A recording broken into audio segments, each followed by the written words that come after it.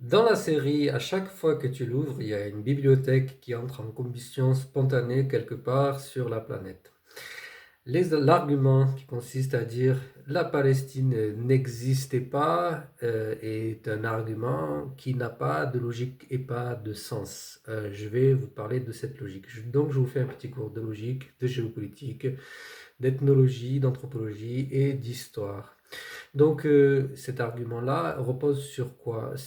Il repose sur l'existence supposée d'un État ou non supposée d'un État. Mais il s'oppose à la logique foncière, c'est-à-dire que, par exemple, si on prend le cas de l'Allemagne, si on prend le cas de l'Italie, n'existait pas avant le 19e siècle, sauf que l'Allemagne et que l'Italie se sont bien construites en tant qu'État, mais se sont construites avec les Allemands et les Italiens, et non pas avec d'autres personnes qui venaient sur la terre des Italiens ou des Allemands pour la construire avec eux et ensuite, ou pas la construire avec eux, mais s'immiscer doucement, racheter des terres, pousser les gens, massacrer les gens, puis ensuite prendre leur place sur une grande partie du territoire. Ça, c'est une logique qui est très simple.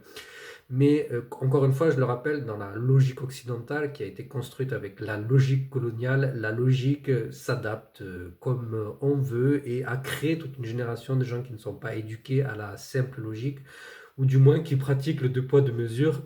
Et si ça leur arrivait, ils seraient les premiers à être scandalisés et à chanter des hymnes nationaux toute la journée. Excusez-moi. Et à entonner des hymnes nationaux toute la journée pour pleurer sur leur sort et puis déclarer l'injustice généralisée, voire même massacrer la moitié de la planète pour réparer l'injustice qui leur a été faite, puisqu'ils ont du pouvoir.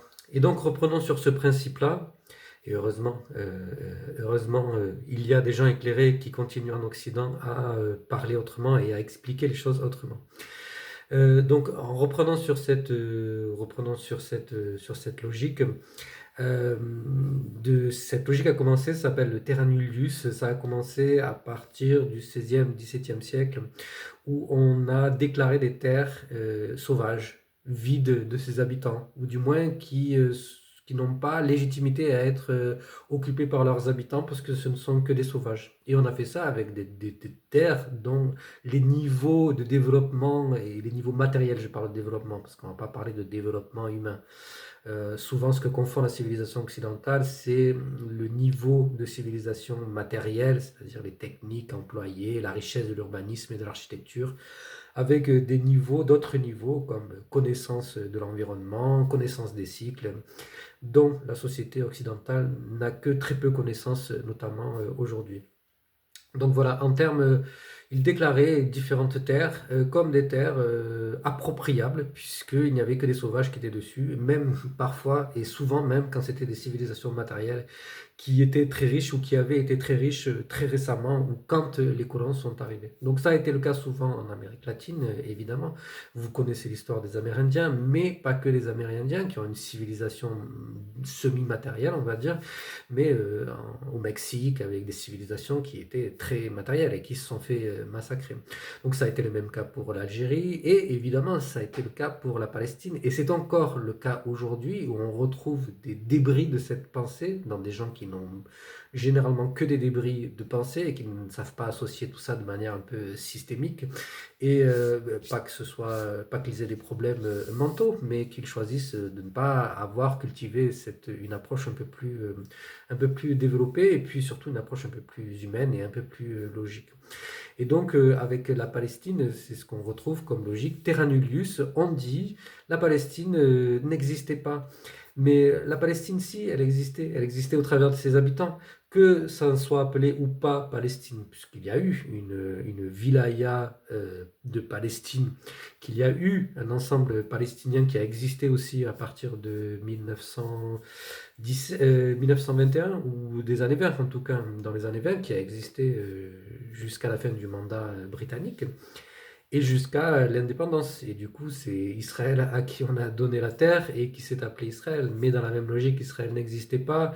Et de toute façon, ça ne donne aucune logique pour des gens venus de l'extérieur d'occuper une terre et de dire oh, ben, la Palestine, ça n'existait pas. Sauf que c'était juste une histoire de nom. Il y avait des gens il y avait une histoire.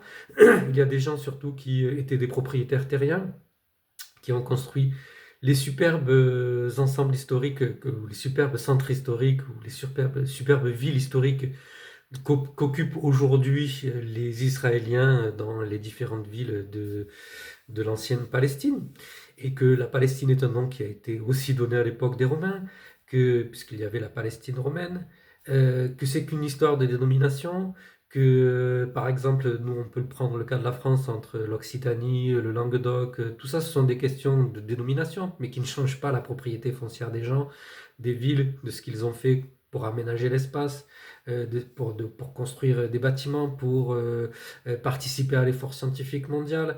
Voilà, tout ce genre de choses qui se balayent d'un revers de la main quand on dit la Palestine n'existait pas. Là, on se retrouve aujourd'hui avec un peuple qui descend génétiquement de tous les peuples qui ont composé la région. Ça, souvent, je le répète, quand vous habitez, quand vous descendez de quelque part et que vos ancêtres étaient déjà là, généralement, vous descendez d'une histoire métissée, mélangée de tous les passages qui ont été là dans la région, que vous vous trouviez en Palestine, que vous vous trouviez en Russie, dans le Kamtchatka, ou que vous vous trouviez en Occitanie, ou que vous vous trouviez en Suède. C'est exactement pareil, sauf effectivement pour des endroits vraiment isolés, où il y a eu peu de passages, et alors vous descendez d'une diversité génétique moindre, mais encore que, si vous prenez le cas des pays scandinaves, ils ont reçu de nombreux apports qui venaient de l'Est, et des populations de l'Oural, et des populations d'Asie, qui sont venues et qui ont participé au pool génétique des pays scandinaves. Et donc c'est exactement pareil pour la Palestine. La génétique et les différentes études génétiques ont révélé qu'ils étaient descendants des populations levantines. Et donc, ce qui veut dire qu'ils sont descendants de tous les peuples qui sont passés et qui sont restés par là.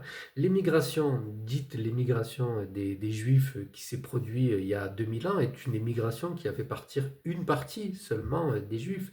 Et ces Juifs-là, eux-mêmes, étaient déjà des populations qui étaient mélangées avec les populations locales. Donc arrêtons avec ces espèces de pensées qu'il y aurait, qu'il resterait des peuples témoins. Il n'y a plus de peuples témoins ou de rares peuples presque témoins, on va dire.